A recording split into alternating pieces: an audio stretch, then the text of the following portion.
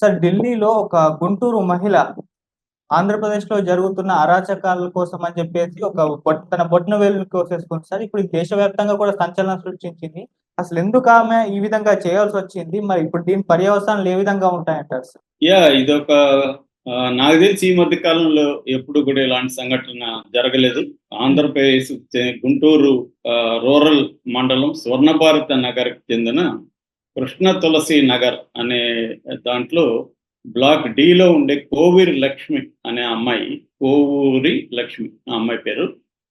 తను ఢిల్లీలో కొన్ని మహిళా సంఘాల ఆధ్వర్యంలో ముఖ్యంగా 3 రోజుల క్రితం ప్రజా సంఘాల నాయకులు బొందలపాటి అమరేశ్వరి, మారిపాక జయమ్మ, నూతక్కి కృష్ణారేఖ, గణేష్, నామాల నాగార్జున ఇలాంటి వాళ్ళతో కొంతమందితో ఢిల్లీలో సుప్రీంకోర్టు ప్రధాన న్యాయమూర్తిని కలిసేదానికి ఆమె ప్రయత్నించింది. అట్లాగే రాష్ట్రపతిని కలిసేదానికి కూడా ఆమె ప్రయత్నించింది. కానీ వాళ్ళ ఎవరి దగ్గర అపాయింట్మెంట్ ఆమెకు దొరకలేదు.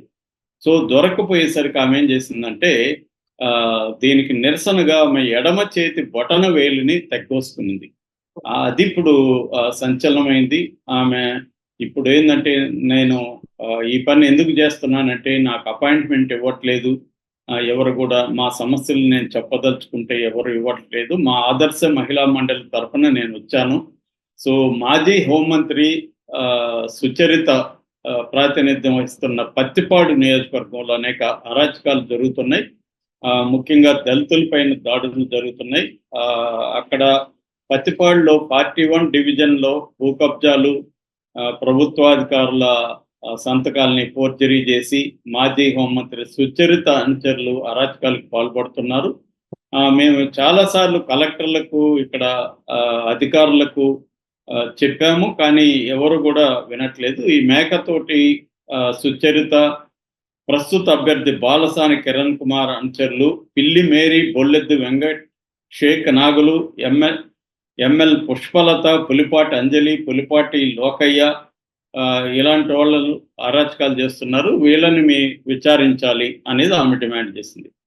సో ఇక్కడ క్లియర్గా ఏంటంటే, ఒక మాజీ హోంమంత్రి మేకతోటి సుచరిత అరాచకాలకు వ్యతిరేకంగా ఈ కోవూరి లక్ష్మి అనే అమ్మాయి ఢిల్లీలో వెళ్ళి బొటన వేలు కోసుకోవడం అనేది ఏకలవ్యుడితో పోలుస్తున్నారు. ఒకప్పుడు ఏకలవ్యుడు ఎలాగైతే తన నిరసనను తెలియజేయడానికి ఆయన బొటనవేలు కోసుకున్నాడని చెప్తున్నారు. నిజానికి ఆయన నిరసన తెలియజేయడానికి బొటనవేలు కోసుకోలేదు, గురుదక్షిణగా బొటనవేలు అడిగితే కోసిచ్చాడు. ద్రోణాచార్యుడు నీకు ఇంత విలువిద్య నేర్పాను కదా, అర్జునుడి కంటే నువ్వు పరాక్రమవంతుడిగా నేను తయారు చేశాను, నాకు గురుదక్షిణగా ఇది చెయ్యి అన్నాడు. నిజానికి ద్రోణాచార్యుడు ఆయనకు నేర్పలేదు, ద్రోణాచార్యుడు చూసి ఈయన నేర్చుకున్నాడు. అందుకే ఏకలవ్య శిష్యులు అంటాం మనం.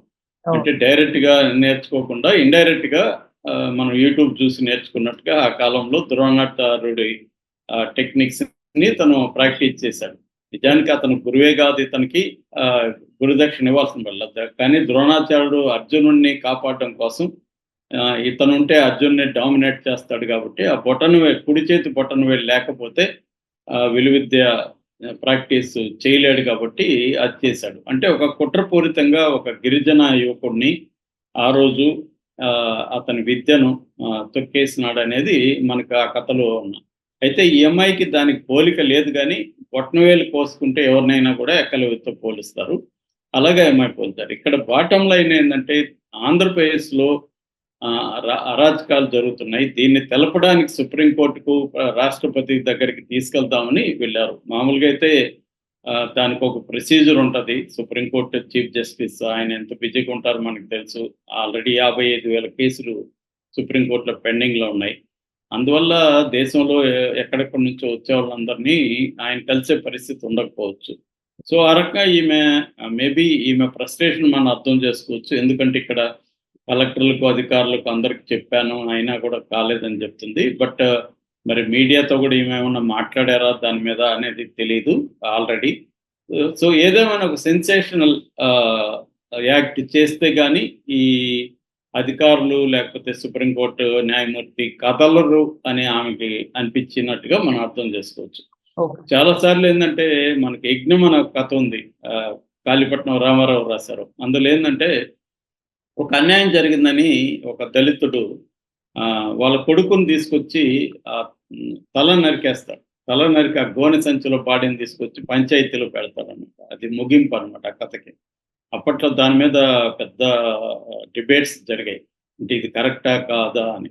అంటే దాంట్లో ఆ కథకు సంబంధించిన ఆ రైటర్‌ని కూడా నేను ఒకసారి ఇంటర్వ్యూ చేశాను. కాళీపట్నం రామారావు గారిని. ఆయన చెప్పిందేందంటే, అంటే నిస్సహాయ స్థితిలో ఉన్న మనుషులు అన్ని మార్గాలు లీగల్ పద్ధతులు, అన్ని మార్గాలు మూసుకుపోయినప్పుడు వాళ్ళు తమను తాము బాధ పెట్టుకోవడము, చనిపోవడము, తమను తాము కోసుకోవడము, ఇలాగ చేసే పరిస్థితి ఉందని తెలియజేయడానికే నేను డ్రామాటిక్‌గా అటువంటి సంఘటన క్రియేట్ చేశాను అని ఆయన చెప్పాడు.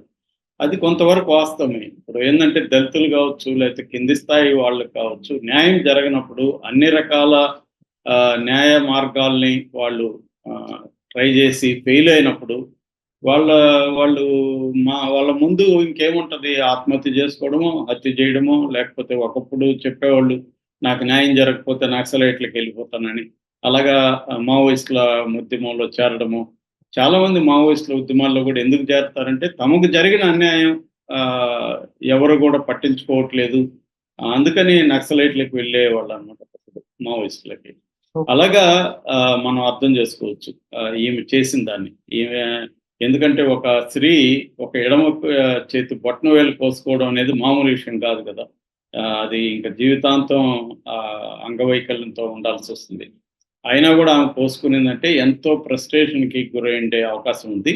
సో, ఏదేమైనా ఆమె ఫ్రస్ట్రేషన్‌కి కారణం ఏంటనేది ఇప్పుడైనా రాష్ట్రపతి అయినా సరే, లేకపోతే ప్రధాన న్యాయమూర్తి వీళ్ళు ఆమెను అపాయింట్‌మెంట్ ఇచ్చి ఆమెతో మాట్లాడి దీని మీద అయితే ఖచ్చితంగా నేషనల్ లెవెల్‌లో ఒక ఎంక్వైరీ కమిషన్ వేయాల్సి ఉంది. నిజంగా సుచరిత మేకతోటి సుచరిత అనుచరులు ఆమె చెప్పిన పేర్లు కూడా చెప్పిందామె. ఆ అనుచరులందరూ ఇలాంటి అరాచకాలు చేస్తుంటే మాత్రం ఖచ్చితంగా దాని మీద చర్య తీసుకోవాల్సిన అవసరం అయితే ఉంది. ఇది ఎంత మాత్రం తీసుకుంటారు వాళ్ళు అనేది చూడాల్సి ఉంది. ఇప్పుడు ఎందుకంటే ఎలక్షన్ కమిషనే అధికారంలో ఉంది కాబట్టి ఎలక్షన్ కమిషన్ అనుకుంటే దీని మీద ఖచ్చితంగా ఎంక్వైరీ వేయొచ్చు.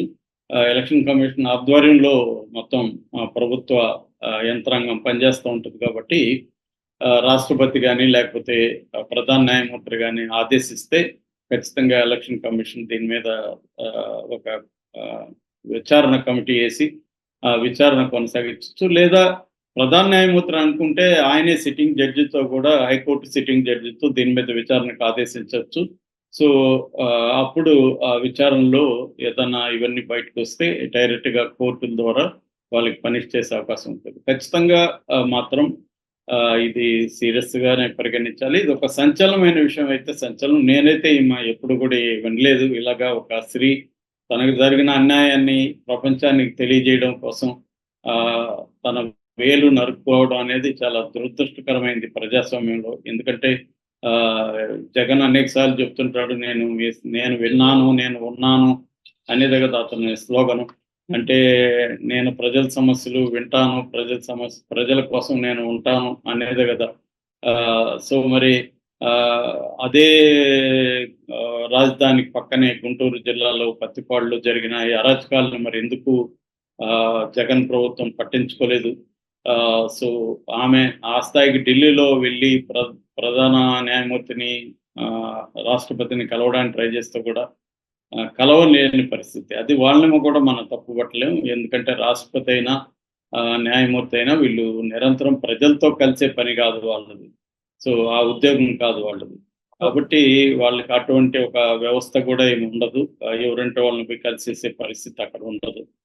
ఏదేమైనా వాళ్ళు చేయాల్సింది ప్రజాప్రతినిధులు చేయాలి, ప్రభుత్వ యంత్రాంగం చేయాలి. ఆ పని వీళ్ళు చేయలేదు కాబట్టి వాళ్ళకు డెస్పరేషన్‌లో ఆమె వెళ్ళినట్టుగా మనకు అర్థమవుతుంది. సో అదైతే ఖచ్చితంగా డ్రాస్టిక్ సంఘటనగా మనం చెప్పుకోవచ్చు. సో ఇప్పటికైనా మరి ఈ సంఘటన నేషనల్ మీడియాలో హైలైట్ అయింది కాబట్టి రాష్ట్రపతి ఖచ్చితంగా ఆమె ద్రౌపది ముర్ము గతంలో కూడా ఇలాంటివి వెళ్ళినప్పుడు స్పందించారు. ఆమె ఈమెయిల్ వెళ్ళినప్పుడు కూడా స్పందించారు. నాకు తెలిసి ఆమె ఖచ్చితంగా దీంట్లో కూడా స్పందిస్తారు. అట్లాగే ప్రధాన న్యాయమూర్తి కూడా చాలా అద్భుతమైన న్యాయ వ్యవస్థలో అనేక తీర్పులు ఇచ్చారు ఆయన, అనేక సంస్కరణలు ప్రవేశపెడుతున్నారు.